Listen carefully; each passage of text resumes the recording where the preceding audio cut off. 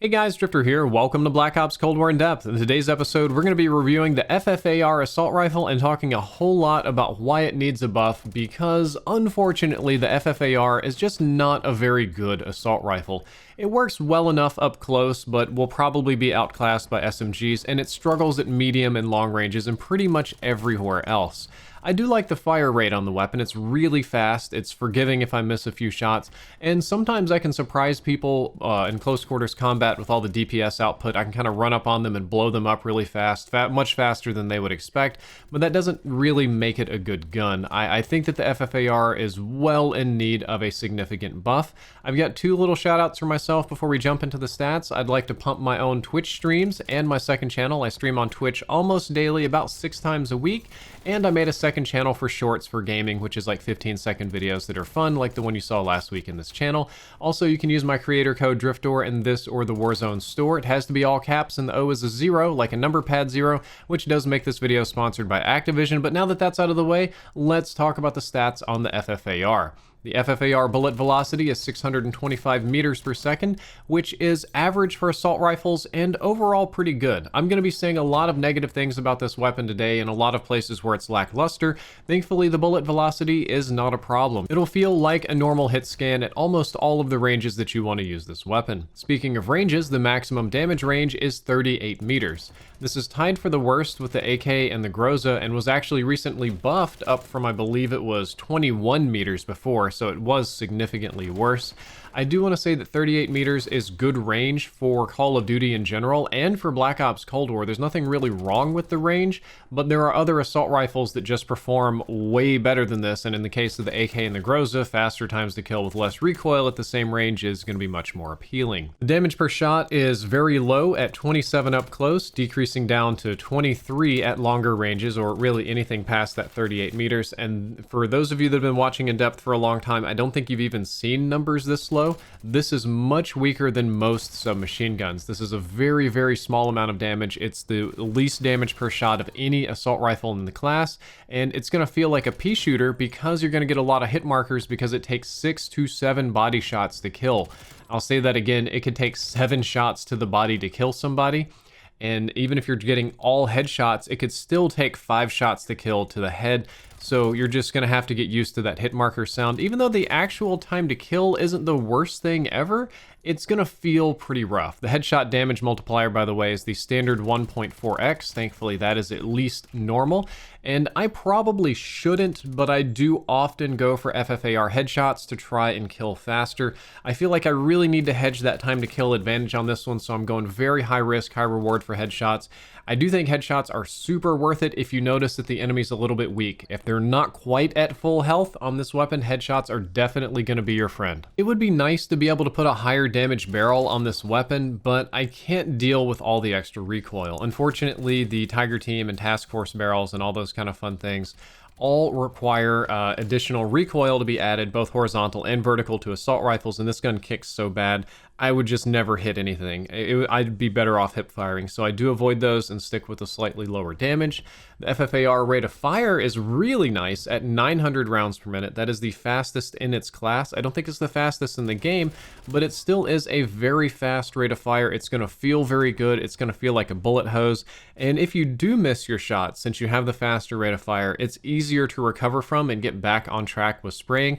So that's one of the few things that it does have going in its favor. So when it comes to a weapon like this, you've got really low damage but really high rate of fire, you end up with really mediocre time to kill. The FFAR body shot time to kill is 330 milliseconds, which is almost identical to the XM4. It is basically going to be exactly the same. Let's be honest, there's very little difference here. I think it's like 2 milliseconds, which is 2/1000ths of a second difference, which is way smaller than a frame. And it's like perfectly middle of the pack for assault rifles. There are a few assault rifles that kill slower than this and a few that kill faster. Most of the SMGs kill a little bit faster, but its actual time to kill, if you're not missing shots, is pretty normal. One thing that's not normal, which we mentioned before, is the recoil. The recoil is the worst of all assault rifles. Both vertical and horizontal recoil are brutal. It kicks up a whole lot. It drags around side to side unpredictably a whole lot. It's especially bad if you don't have any recoil reducing attachments on it. I do think that the right attachments, and some of which you've seen in this gameplay so far, can make the recoil a lot more manageable, and if you're going to focus on something, I think it would be smartest to focus on that horizontal recoil reduction. The vertical is annoying, yes it kicks up, but it's relatively easy to just pull straight down, but the awkward like left-right, side-to-side wobble kind of reminds me of the COD 4 MP5 that was very difficult to predict, and especially if I'm going to try to go for headshots and hedge any advantages, that makes me miss quite a lot. So horizontal recoil reduction is going to be your friend. The iron sights are workable up close, which is really the only place you want to be using this weapon, but there's a lot of gas ejection. The sights themselves are a little bit on the big side, even if they're kind of skinny and thin. There's a lot of shake and a lot of gas ejection, so when I'm using these sights, I personally struggle to keep track of the enemies. Perhaps now that I'm in my 30s, I have like boomer eyes and my visual acuity is getting poorer. I don't think so. I think actually my overall visual acuity and gameplay is getting better, but with this weapon, I really kind of struggle to see what I'm shooting at sometimes. And if you have that problem too, a red dot sight might not be the worst thing, but generally speaking, you're going to be using this at ranges close enough to where it shouldn't matter. Sadly, the FFAR has normal movement speed too. I thought that this one would be more in line with the QBZ and have like a faster movement speed or like some really good handling stats, but no, the movement speed is perfectly normal, and the handling stats are actually worse than the damage and range problem with the weapon. So it'll aim down sights in 300 milliseconds, and it'll sprint out in 333 milliseconds, which is really slow. So the way this works out is that it is tied for the slowest aim down sight speed with a lot of the assault rifles, about 4 of them. I think most of them have that 300 milliseconds ADS time, but the QBZ and the Groza are faster. But I guess you could either say it's average or kind of like lower group, but then it has by far the slowest sprint out time among all assault rifles, almost 100 milliseconds slower than most of the other ones, which is really bizarre for a weapon that you would want to be using in close quarters combat and rushing and spraying people with. Is actually really kind of slow on the draw in terms of sprint out time. So that is just absolutely brutal to deal with. And that means that the FFAR is actually the slowest handling assault rifle in all of Black Ops Cold War. I'll say that again, the high rate of fire, low range rushing class has worse handling than your big heavy AK for some kind of reason. I don't know why they designed it this way. I don't know who over nerfed this thing, but the handling stats are pretty big downside. The FFAR hipfire is assault rifle average at 7.5 milliradians. Unfortunately, it's not any better than that. I was thinking maybe if it had great hipfire, it'd be better. And the base reload time is 2.1 seconds, which is the fastest in class, and I guess at least it does something, but that doesn't really offset the bad damage and range, and especially the really rough handling attributes. It's just kind of nice to be able to reload fast after you've wasted half of your magazine missing people. In my opinion, there really isn't a reason to run the FFAR. It loses out to other ARs and SMGs and LMGs and fully autos in almost all kind of situations. So the time to kill is mediocre, so even an AK or something like that can kill faster. Surprisingly, it can even kill faster up close because it has better handling stats. The SMGs kill faster and handle better. The LMGs have better range. The assault rifles have better range. There's not really an area where I can say that the FFAR excels or is great at. I do think it's fun to surprise people and blow them up with the fast fire rate. I will admit that in the course of making this in-depth episode, I actually had a decent amount of fun with the weapon. I got good kills, I got good streaks. I mean, you see the gameplay, it's not terrible here, right? And it did feel really satisfying to kind of creep up on somebody and just utterly obliterate them with a stream of headshots. But I could do the same or better with almost any other weapon. So there's not a reason to use the FFAR right now. I believe that Treyarch should buff this weapon. If I were going to work on this weapon, you can keep the mediocre time to kill maybe.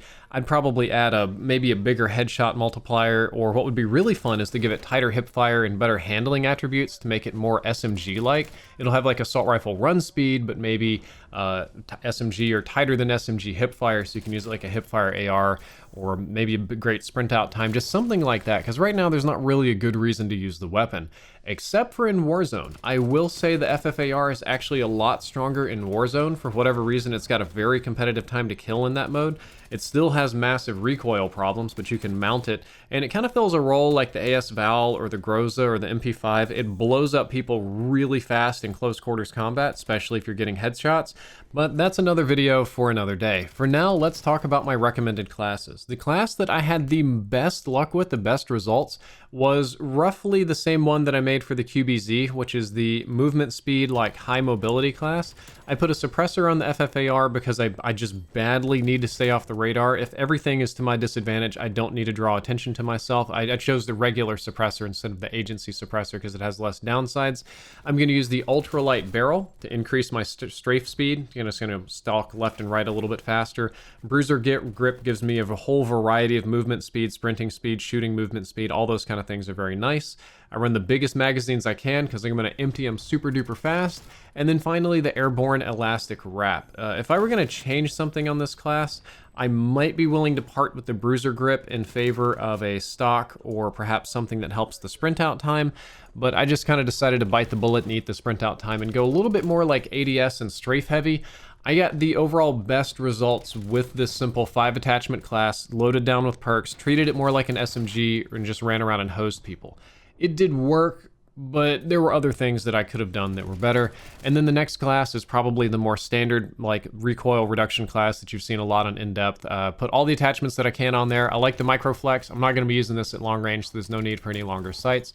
Still the regular suppressor because I don't need the penalties of having less range or less bullet velocity. That would be brutal.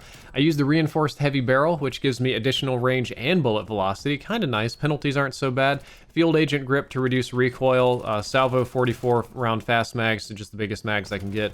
Airborne elastic wrap so I can ADS a little bit faster. And the Raider stock, especially because that aim walking movement speed allows me to strafe left and right pretty fast. This is the same basic low recoil long range assault rifle class that you've seen me use before, and it works okay. It's not the worst. Again, if you can get your target acquisition on point, you can blow people up a little bit faster than they would expect. But there's still definitely better guns to use. Well guys, that's all for this episode of In Depth. I hope that you enjoyed it, and I hope that you learned something useful. This is actually the end of the basic weapon reviews for Black Ops Cold War. I have reviewed every single thing in the game: pistols, SMGs, AR, sniper, LMGs, tac rifles, everything. Even the 2 shotguns I did in a 2-for-1 episode relatively early on. I do have an episode on the Street Sweeper coming up as soon as I get all the gameplay for it and testing and stuff. And I have a couple of bonus episodes, but the main series is kind of completed. Everything else from here on out is going to be DLC, patches, and sort of theory crafting. I think the direction that my channel is going to move is now that some of the big bugs have been patched in Warzone, I'm going to slowly start transitioning back to that. I'm going to see if I can, max min or re-optimize some builds from Cold War and make some Cold War weapons perform really well in Warzone, and kind of try to take back from J-God. J-God's killing me and Exclusive Ace. God bless him, he's doing the Lord's work. I love the guy, I have nothing against him, but I can't let this stand, guys. I gotta get back on top of the forefront of being at the meta. I gotta be at the bleeding edge. I can't let somebody steal that title from me, so I'm probably gonna be going back to Warzone soon. If you enjoyed this video, don't forget to like, favorite, and subscribe. Drifter out.